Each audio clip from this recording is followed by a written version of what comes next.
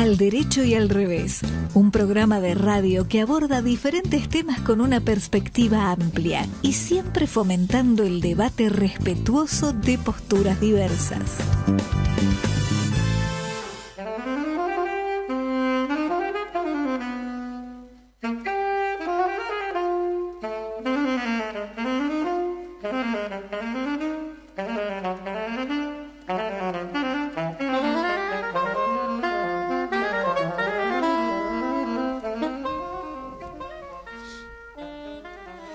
Estamos al aire.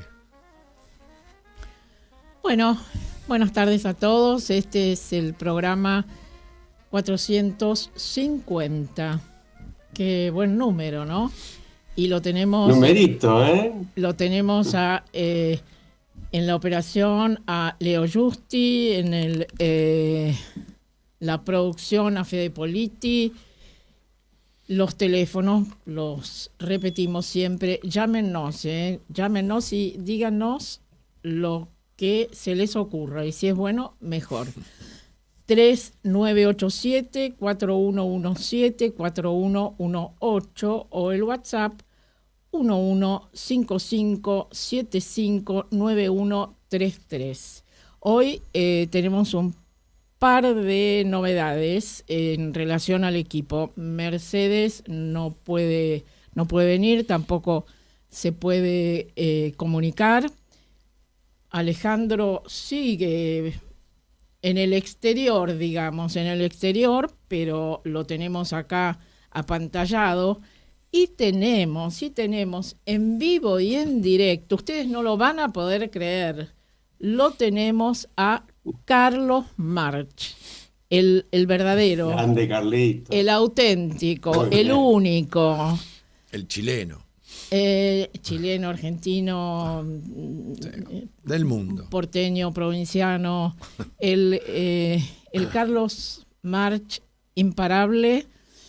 Y bueno, pero también tenemos que decir que nos ha pedido, pero no vamos a dejar que cumpla eso, nos ha pedido hablar poco porque está con un tratamiento odontológico, pero le pedimos que aunque sea por escrito, muestre alguna pancarta con consignas alentadoras, esperanzadoras, de esas que a él le salen naturalmente, así, bueno, justifica su presencia en este lugar. Además, y termino con esto y les doy la palabra, quiero recordarles que fue Carlos March, el queridísimo Charlie, el que me acompañó en la presentación de mi libro en la Feria del Libro, La Silla de Mimbre. Su actuación fue fantástica. Estoy recibiendo muy buenos comentarios del libro, pero también buenísimos comentarios sobre la presentación de Carlos March, y no sé si se lo he dicho a él, pero creo que acá lo dije y lo voy a repetir. Tengo ganas de contratarlo como presentador oficial. Presentador, no vocero. Vocero es otra cosa. No. Además hoy... No, además vocero, el problema de vocero es que después termina siendo jefe de gabinete y se arman unos problemas, Marta, que tratemos de evitarlo, por favor. Sí. Pero bueno, depende mucho del autor, la presentación del libro, así que te agradezco, Marta. Bueno, gracias, Charlie, por estar acá. A ver, Marta, Alejandro, te hago un comentario. ¿Cómo sí. empezamos? No, quiero hacer un comentario en primer lugar porque es una cifra redonda y en general recordamos siempre la historia de este programa. El actual equipo lleva 313 programas, nada menos. Y antes que eso, con el querido Alfredo Pupriskin y otros amigos, para los cuales vaya mi abrazo, para Alberto Buceto también, y Alfredo un abrazo al cielo, porque realmente siempre lo recordamos, iniciamos esta suerte de patriada que invitaba a pensar, invitaba a debatir, invitaba a abrirnos a todas las ideas. Perdón, ¿dijiste patriada o patada? No, patriada. Pero buenas patadas que se dan desde acá, a la realidad, a esa realidad que tanto nos conmociona a veces y nos entristece. Sí, yo creo que básicamente también lo que tratamos es de transmitir la posibilidad de cambiar esa realidad la necesidad de pensar, la necesidad de abrir la cabeza, ¿no? La necesidad de salir de esta lógica tan terrible del enfrentamiento del blanco y del negro. A mí este viaje que estoy terminando en este momento en Madrid me permitió constatar una vez más que no se vive en todo el mundo como en la Argentina, a pesar de que por supuesto hay conflictos, hay problemas, hay graves problemas globales, hay graves problemas locales en muchos países, pero no hay ese clima de tanta violencia, de tanta cerrazón, de tanto descarte del otro, ¿no? Y me parece que es algo que hemos intentado en el programa, por eso quería mencionarlo. 450 es una cifra, y es una satisfacción poder seguir abriendo un poquito para que penetren las ideas, ¿no? Y generando propuestas de debate. Así que si te parece, Marta, podemos hablar un poco de un suceso que fue muy, muy significativo, ¿no? En la Argentina ayer, como es la marcha universitaria, ¿no? Es Sí. decir, Sí, a yo pesar de quería que, tirar bueno, por supuesto hay como siempre ocurre, distintos números. Unos dicen 230.000, otros dicen 500.000, otros dicen en todo el país 1.200.000. No importa, realmente no importa cuántos sean, eran muchos y las consignas o el reclamo eran los apropiados. Y me parece que es algo que hay que escuchar y que el gobierno actual no escucha. Los que estamos acá somos productos orgullosos de la universidad pública, de la educación pública en general, y ojalá todos los jóvenes actuales puedan seguir siéndolo, ¿no? Sí, yo quiero hacer un par de comentarios muy, muy concretos y después escucharlo a Charlie. ¿Qué opinas vos?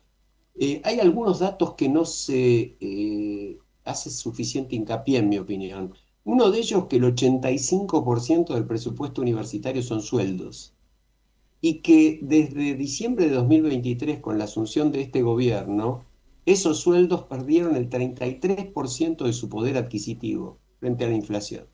Esos dos datos me parece que alcanzan y sobran para terminar con cualquier discusión de fondo. Después hay que discutir cómo se mejora, qué se hace mal, la transparencia.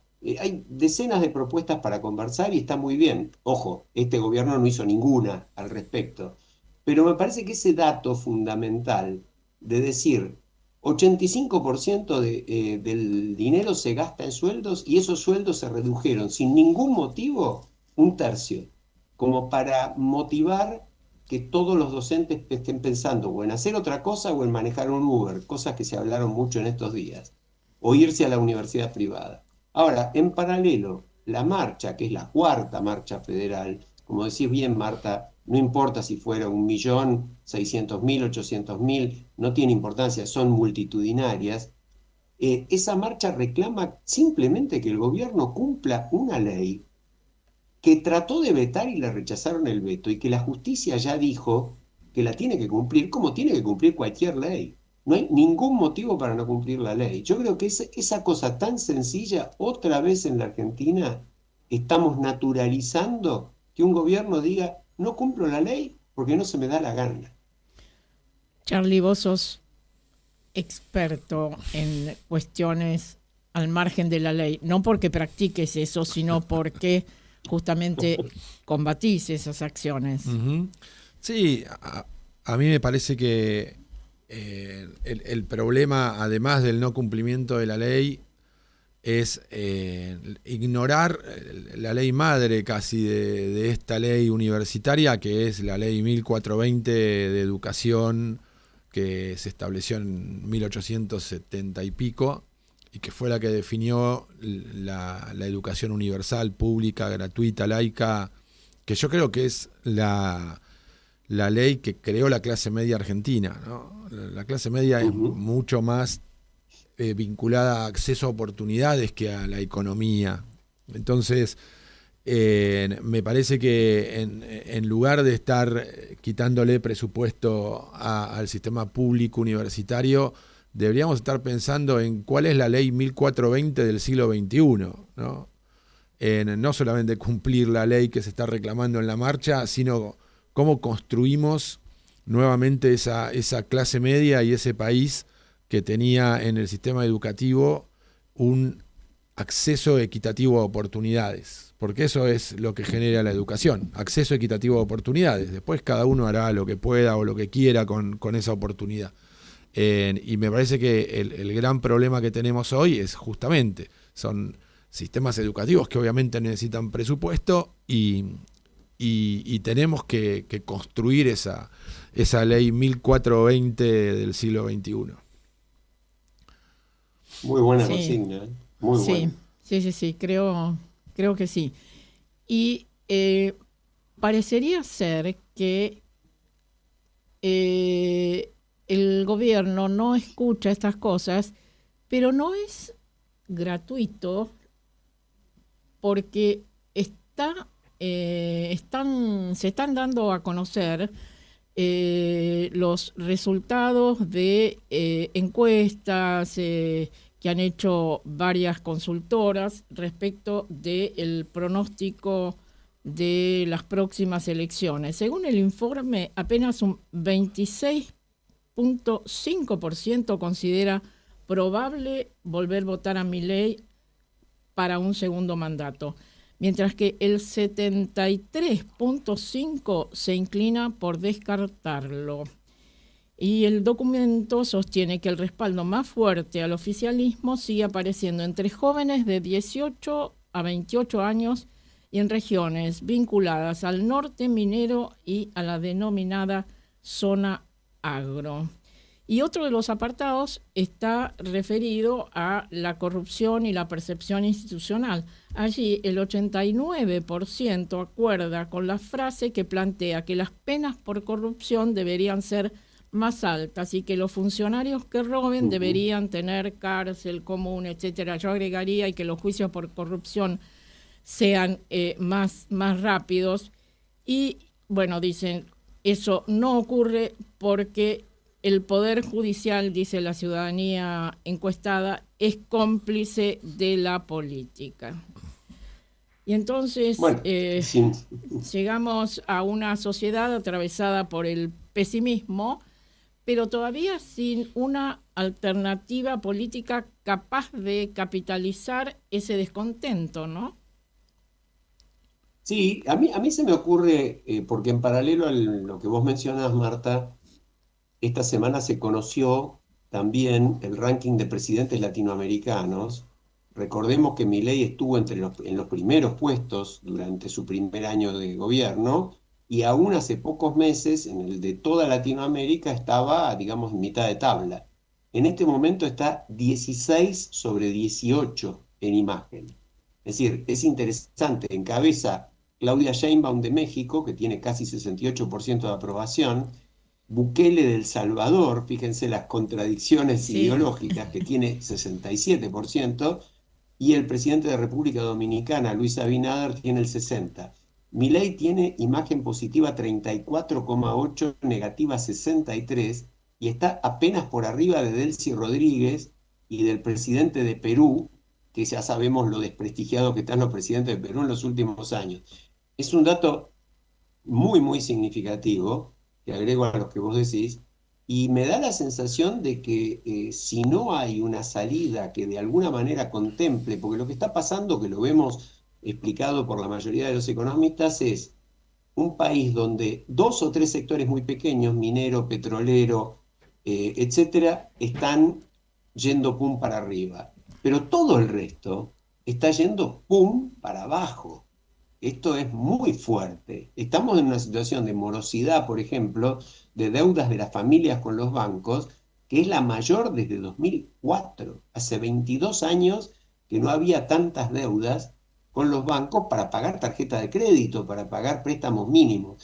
Entonces, yo creo que esta situación es sumamente delicada y se suma, por supuesto, la incidencia de episodios como los tristes del jefe de gabinete, que cada día sorprende con algo, porque ayer hubo un detalle sobre, ya ni recuerdo qué era lo que pagó en efectivo, todo cash parece este muchacho, ¿no?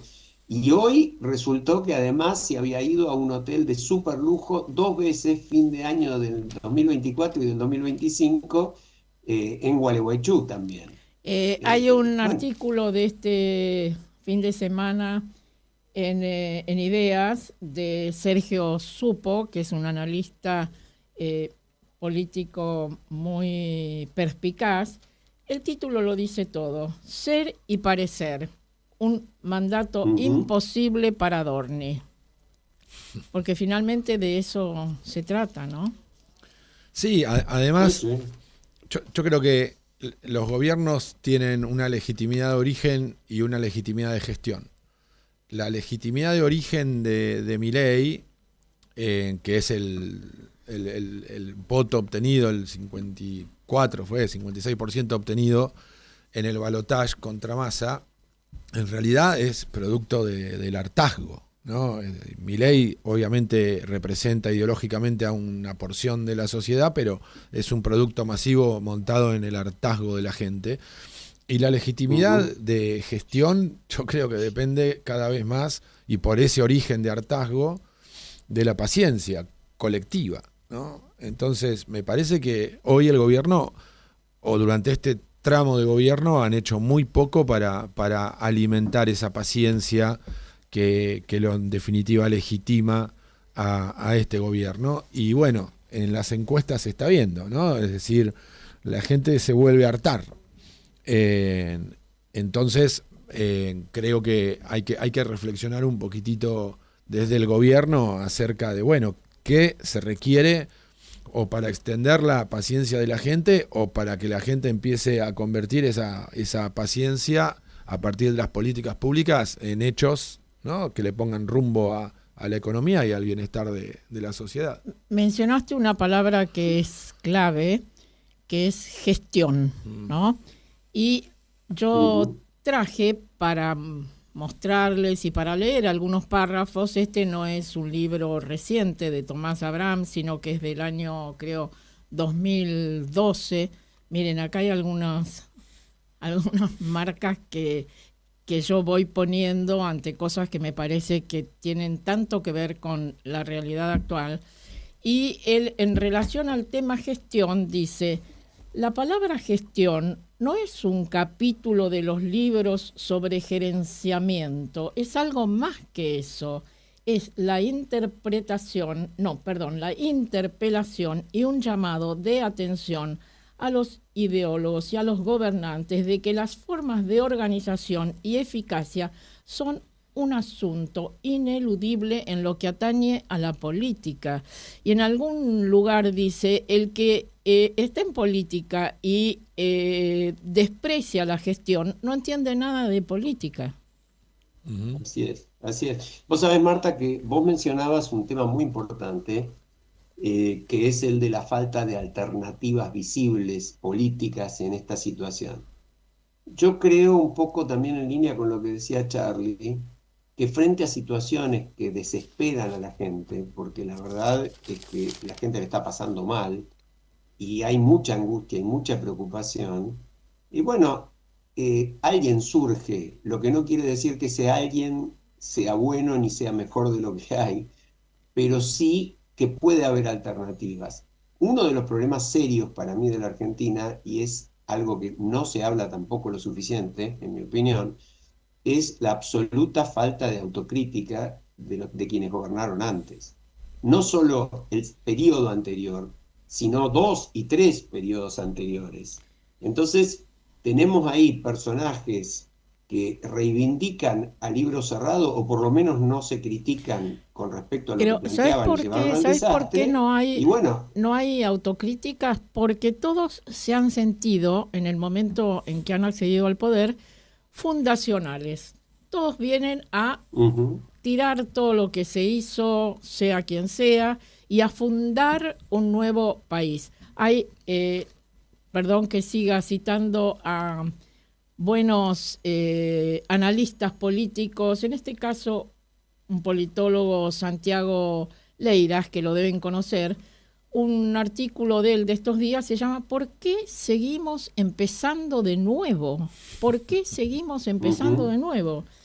Y la pregunta entonces dice no ya porque cita en el comienzo a Vargas Llosa y Conversaciones en la Catedral, que Vargas Llosa se pregunta, o los que están allí se preguntan, ¿cuándo se jodió el Perú? Y en este caso la pregunta es, ¿cuándo se jodió la Argentina? Y tendría que ser en realidad, ¿por qué cada crisis es leída como una oportunidad de refundación? Mientras esa lógica persista, el país seguirá atrapado en un eterno punto de partida, incapaz de acumular, condenado a recomenzar. Está muy bien. Y yo te agrego ahí la nota de Luciano Román en La Nación de ayer, si mal no recuerdo. El Román dice, Argentina necesita un nuevo RIGI, pero el RIGI es régimen de incentivo a las grandes ideas.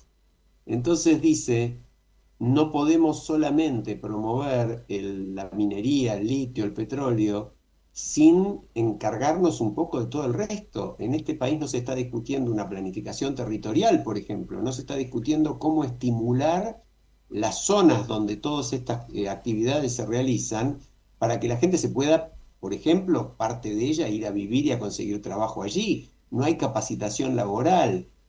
No hay una transformación demográfica en torno de vaca muerta o de la minería. Y dice, eso requiere estabilidad macroeconómica, inversiones productivas, pero también analizar las necesidades y las consecuencias de cambios de modelo, un país que se piense a sí mismo, fíjate qué parecido a lo que estás planteando vos, que contemple el largo plazo y que por supuesto garantice seguridad jurídica, lo que significa una justicia que funcione, una coherencia y una estabilidad en las políticas de Estado, ¿no?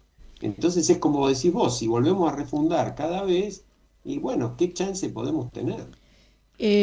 Todos, por supuesto, queremos que a este gobierno le vaya bien, porque si le va bien, nos va bien a todos, pero por eso insistimos con tanta fuerza en que se tome conciencia de que está bien, la inflación ha bajado 2.6%, es un gran logro, pero ¿por qué la gente no lo registra? Porque hay otra cantidad de cosas que indignan, que no se ven resueltas.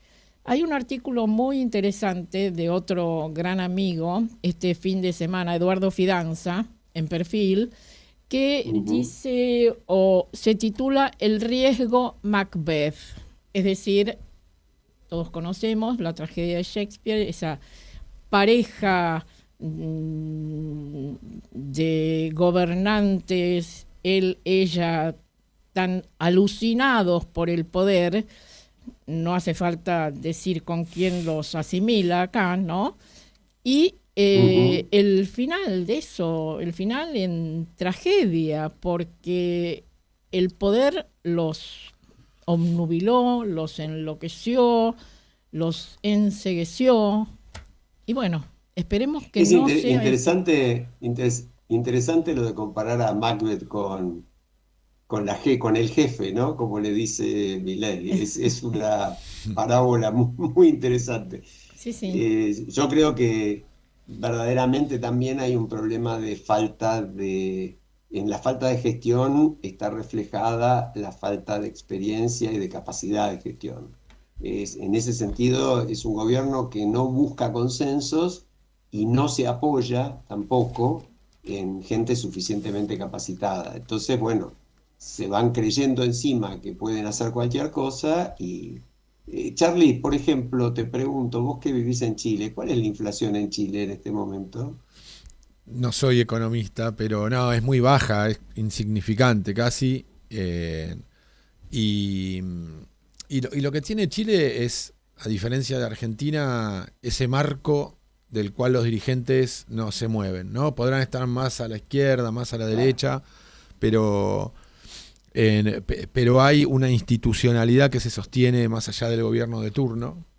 Y después lo otro interesante es que el pueblo, los ciudadanos van por el camino del medio siempre, ¿no? Intentaron 2 reformas constitucionales, una más progresista, la otra más conservadora, y ninguna de las dos fue apoyada por la gente. La importancia del civismo, de esto vamos a hablar en la segunda parte, y ahora me parece que tenemos que ir cerrando esta primera parte. Yo le comentaba a Alejandro que cuando venía para acá escuchaba en el auto una radio que decía, miren las cosas que hace la inteligencia artificial, vamos a pasar una canción con tales características que habla de, y se llama, Los que jugábamos en la vereda. Y entonces hicieron ese comentario y pasaron una canción. Pero nosotros tenemos algo muchísimo mejor, ¿no, Alejandro? También hecho por la inteligencia artificial, que ha circulado Marta, muchísimo en las redes en este momento, y que, bueno, nosotros vamos a pasar esto, ustedes van a descubrir a quién se está imitando. Escuchen además la letra, que tiene que ver con los adultos mayores, y bueno, después dejamos para el final al verdadero que nos acompaña siempre. ¿Vos qué podés decir al respecto, Ale? Bueno, fue muy interesante porque compartimos, digámosle a la audiencia lo que pasó. Vos escuchaste la canción, te la mandaron, la escuchamos, nos pareció divina, la letra interesantísima. La imitación, después hablaremos de eso, no era tan buena, pero sí, la canción era muy buena, a punto tal que todos salimos a googlear si efectivamente este gran artista había compuesto esa canción. Tampoco la compuso, pero decidimos pasarla como una muestra de lo que se puede hacer con inteligencia artificial, porque verdaderamente vale la pena. Vamos, vamos. No queremos todos ir sin escucharnos, no queremos jaulas que llamen cuidarnos, queremos asiento en la mesa común, decidir el rumbo, votar el menú, porque envejecer no es desaparecer, ni ceder la vida a otro parecer, que el tiempo no quite lo que es esencial, el derecho a elegir, a vivir, a pensar. Que no, sin nosotros no, que la vida no acaba en la jubilación, que somos futuro en otra versión y aún late fuerte nuestro corazón. Que no, sin nosotros no, que decida el pueblo con su propia voz, porque una sociedad que no sabe escuchar es menos humana y menos capaz.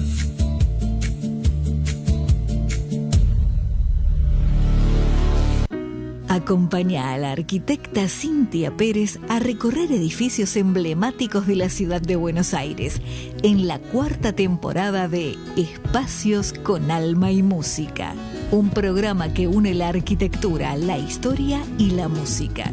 Viernes, 22 horas, por Canal A. Si disfrutás del cine europeo, las historias intensas, las miradas diferentes y el talento del cine contemporáneo, Eurochannel te ofrece cada día una cuidada selección de películas de toda Europa, thrillers, dramas y grandes producciones actuales. Eurochannel, el cine europeo que se siente. Disponible en Flow, canal 324. Escucha todas las voces para pensar sin prejuicios, el derecho y el revés de cada aspecto de la realidad.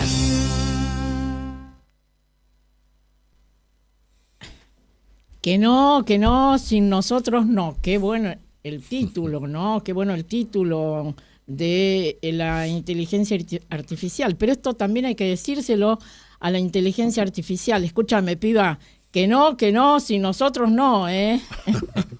Tal cual. Sí.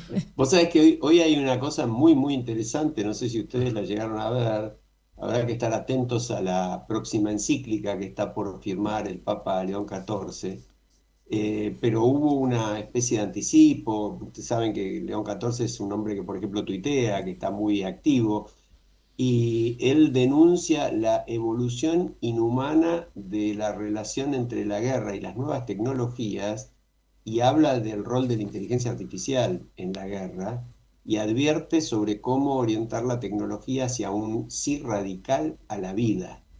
Me pareció sumamente valioso, ¿no? Creo que hay que seguirlo al Papa.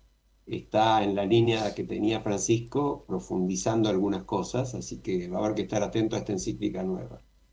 Sí, ojalá pueda cumplir aquello que dicen que Francisco quería, pero no hizo, y es, entre otras cosas, venir a Argentina, ¿no? Sí, Sería bueno. sería muy lindo, la verdad que sería muy lindo. Marta, vos sabés que en línea con lo que veníamos charlando, hay otro ranking que se conoció ahora recientemente, que es de la Universidad de St. Gallen, creo que es de Suiza, que se refiere a la calidad de las élites en el mundo. Y bueno, en ese ranking la Argentina cayó 18 lugares otra vez. Es una de las más bajas de la región. Y esta universidad sostiene que los sectores más poderosos a nivel local conservan influencia política y económica, pero no logran traducir ese poder en bienestar ni crecimiento sostenido. Y la élite argentina se sigue deteriorando en compararla con el resto del mundo. En otros países los sectores más poderosos se dedican a crear valor para la sociedad, por supuesto apropiándose de la mayor parte que pueden, pero por lo menos crean valor, y a nivel local lo extraen en su propio beneficio.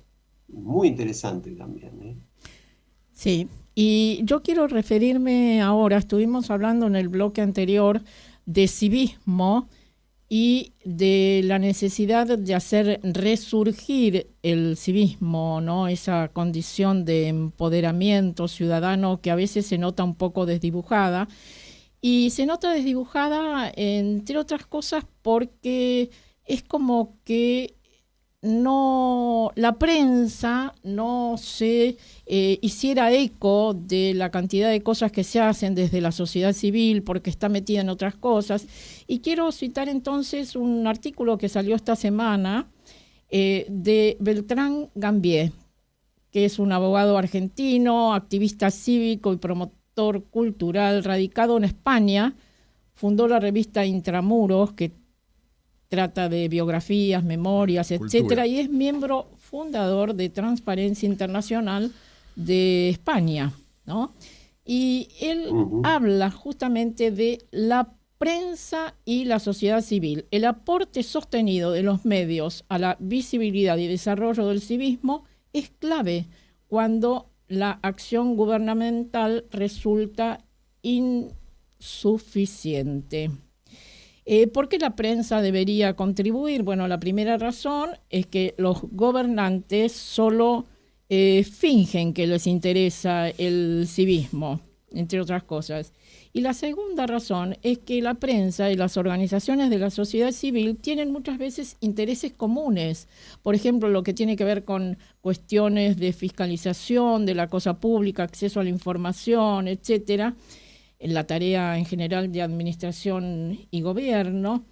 Y entonces él plantea como una cuestión un poco utópica que estas organizaciones de la sociedad civil con los medios vean la posibilidad del uso de espacios para dar a conocer sus pronunciamientos y su actividad, y algunos dirían, bueno, pero la prensa es una actividad lucrativa, las organizaciones de la sociedad civil no. Bueno, dice, el buscar una salida superadora, y además termina con un pensamiento que todos podemos decir quién lo dijo en su momento, que hay que hacer cosas distintas para empezar a ver resultados diferentes, ¿no?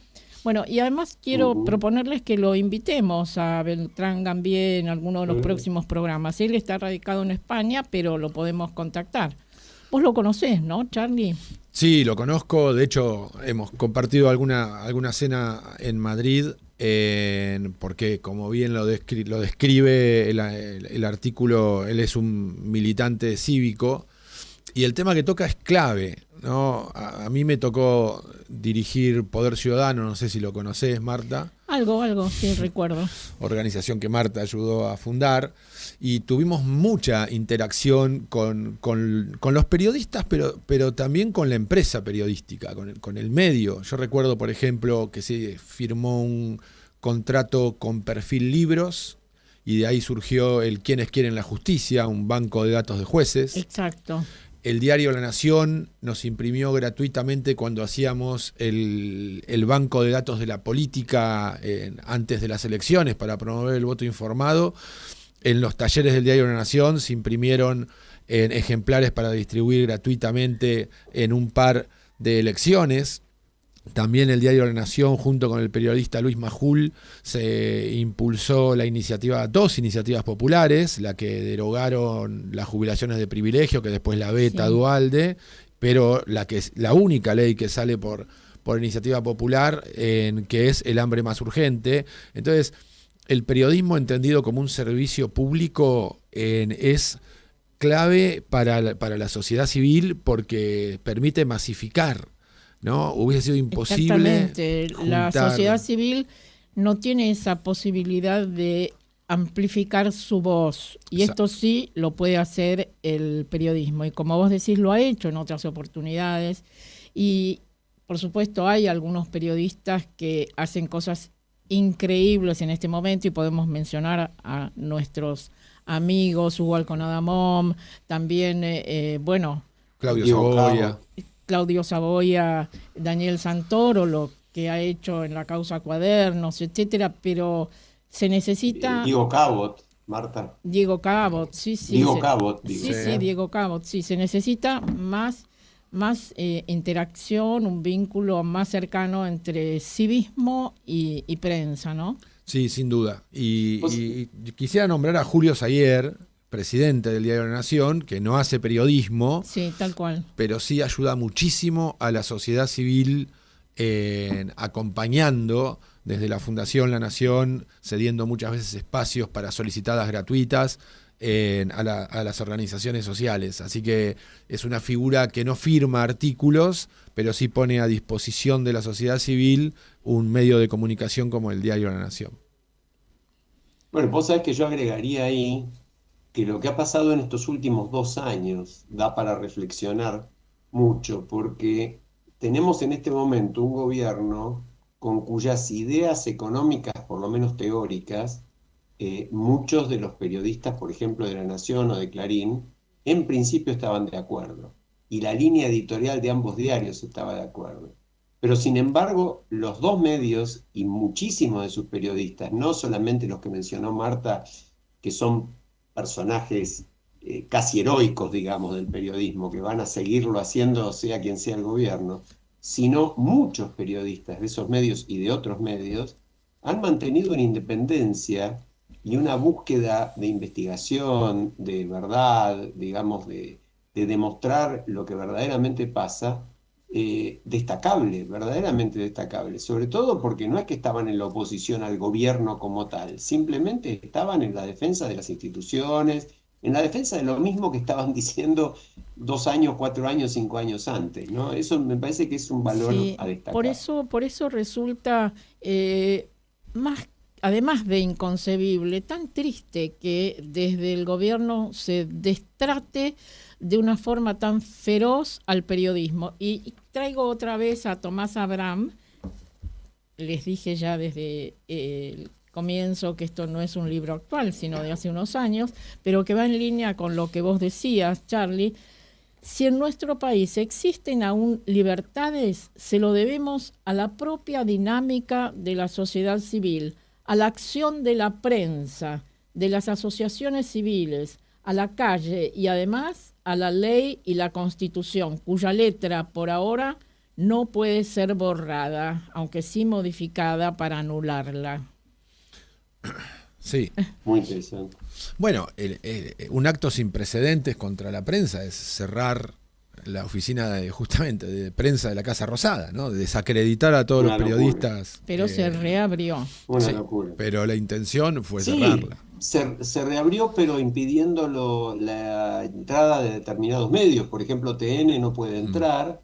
Un dato interesante de hace 2 días, la causa es absurda contra los periodistas de TN que simplemente habían filmado quién entraba al despacho de ministros o secretarios de Estado, cuya agenda debería ser totalmente pública y transparente, es una obligación legal, y les habían hecho una causa penal por eso. Esa causa penal no pasó ni siquiera por el proceso de medidas, fue descartada in limine, se dice en mencionaste derecho, a TN y justamente la pantalla de televisión que tenemos acá está en ese canal, y la bajada del periodista que está hablando podemos leer: con la comunicación no. Ah, mira qué bien, muy interesante. Ahora, vos sabés, Marta, que en este viaje que vengo haciendo, escuché muchas opiniones referidas a esta descalificación, como decía Charlie, global. El presidente Milei ha hablado reiteradas veces de, entre comillas, el 95% de los periodistas. El 95%, y lo dijo no una, decenas de veces, descalificando a casi la totalidad de los periodistas. Yo no recuerdo en la historia argentina que alguien se haya animado a decir un disparate semejante. Y la sorpresa que causa es que en sistemas democráticos meterse así con la prensa globalmente es extraño. No debiéramos aceptar que esto se naturalice. Yo creo que la sociedad debería reaccionar frente a esto, ¿no? Sí. La frase de cabecera es: no odiamos lo suficiente a los periodistas, ¿no? Sí, sí, Claro, sí. claro. Hay Una un locura. informe de la red Voces del Sur que revela que el presidente Milei es responsable de casi la totalidad de los ataques verbales contra periodistas en este país, mientras América Latina registra también un aumento crítico en relación a los periodistas de asesinatos y violencia estatal. La libertad de prensa en América Latina atraviesa un retroceso estructural que alcanzó niveles críticos durante el año 2025, según el informe Cartografía del Silencio, elaborado por la red Voces del Sur, representada en Argentina por el Foro de Periodismo Argentino, FOPEA. Se documentaron 2.484 alertas que afectaron a 3.230 víctimas en 17 países de la región. Es decir, que como decíamos hace unos momentos, esto también es una cosa que está contaminando la política global, ¿no? Sí, es muy grave, es muy grave.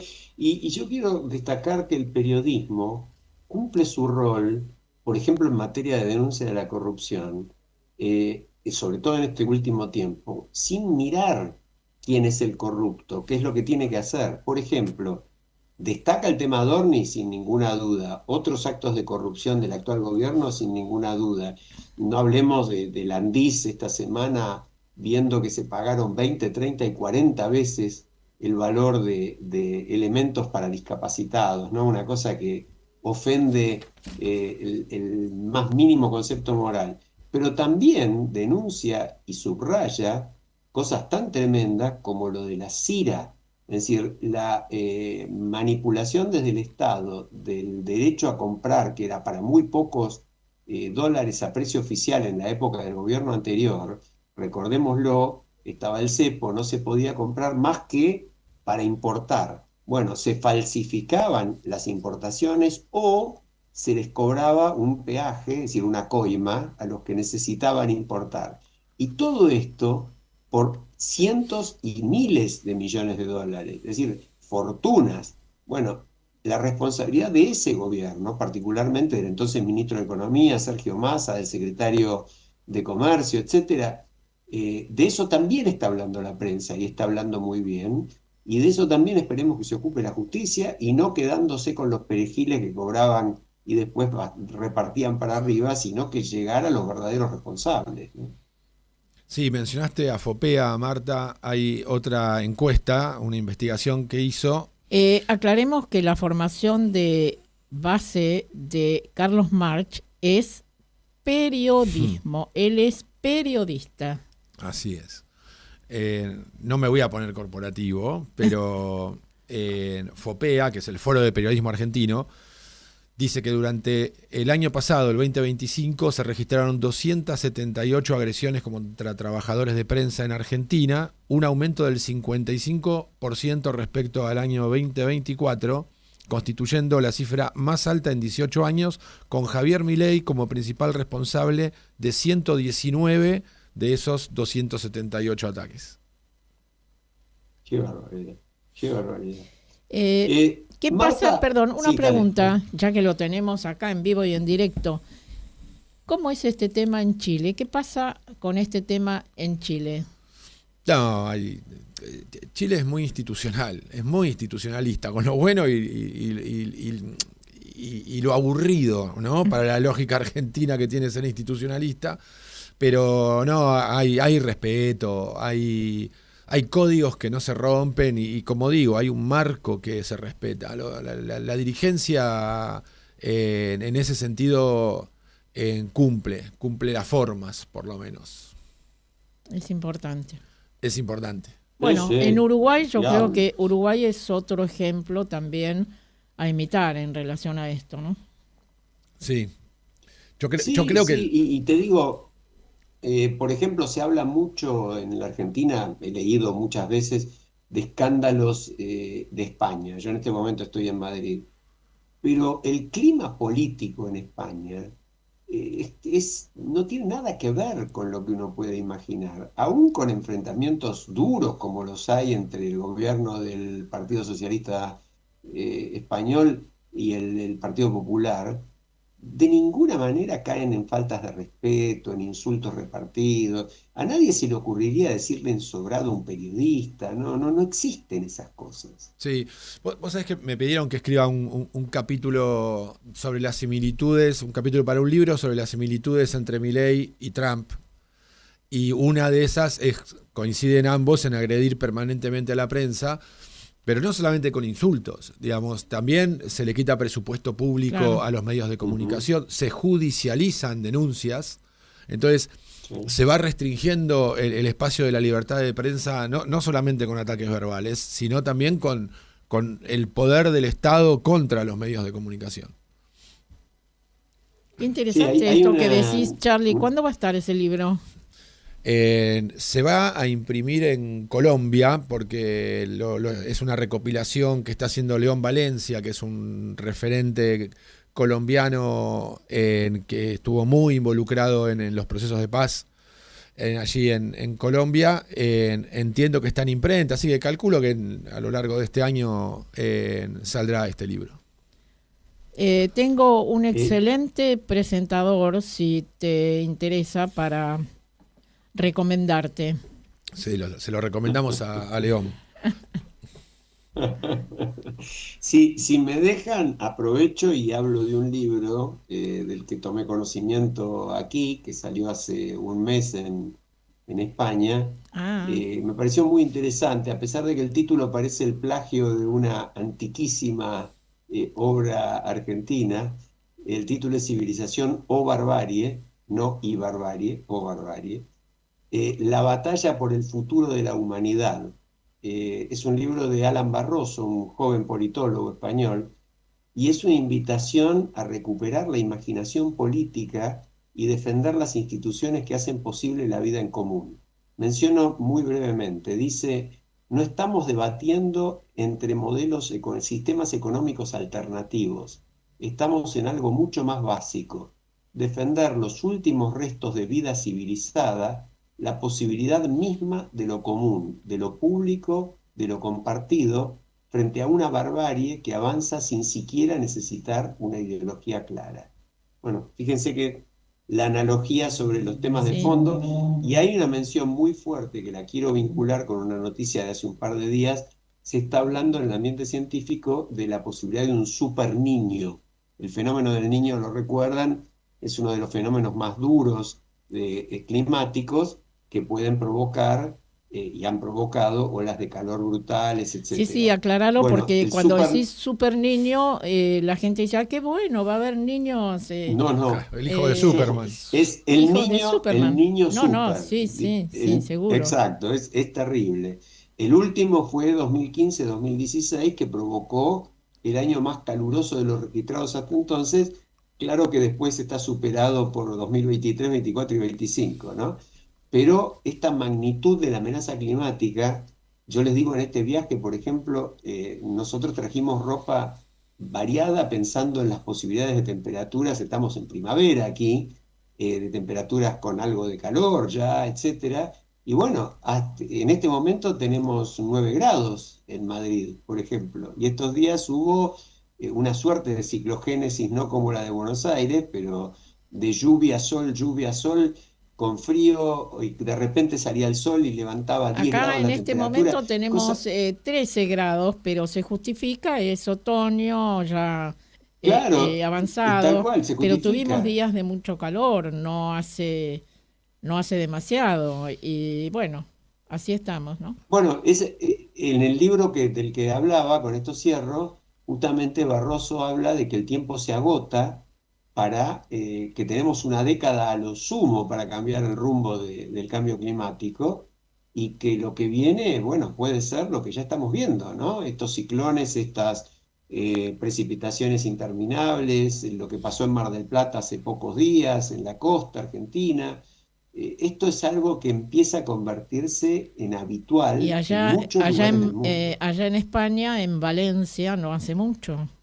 Tremendo, tremendo. Sí, tal cual. Y fue eso, una ciclogénesis, exactamente igual. Charlie, Así que bueno, aprovechemos la oportunidad que nos da la ciencia y los avances para defender estas ideas y tratar de que la dirigencia, en lugar de estar pensando cómo hacen para destrozar a sus rivales o generar otra guerra o cosas por el estilo, se dediquen a salvar a la humanidad, ¿no? Sí, es una agenda complicada. Pensemos que la asamblea que aborda el tema de cambio climático en el marco de Naciones Unidas, las famosas COP, ya van por la COP 30, se hace una vez por año, van 30 años y la verdad que los avances han sido mínimos. Entonces, me parece que aprovechando el número redondo de 450 programas y 30 COP, podríamos analizar cuáles han sido las debilidades de todo este proceso, en qué se ha avanzado, en qué no, y realmente hacer un replanteo para que ese espacio de las COP empiece realmente a generar algún tipo de cambio sistémico, más allá de estos cambios puntuales que se han generado. Entonces, me parece clave poder hacer un balance de todo este proceso y que realmente los próximos, como decís vos, Alejandro, 10 años, porque no queda mucho más, se empiecen a tomar realmente medidas estructurales en relación a los daños que genera el cambio climático. Yo no sé, Charlie, si te acordás, hace unos años, unos cuantos años, el gobierno inglés le encargó a su canciller, creo que era un economista, no me acuerdo si era Brown el nombre, ahora no lo recuerdo bien, le encargó un estudio sobre los costos de prevenir el cambio climático con un esfuerzo global.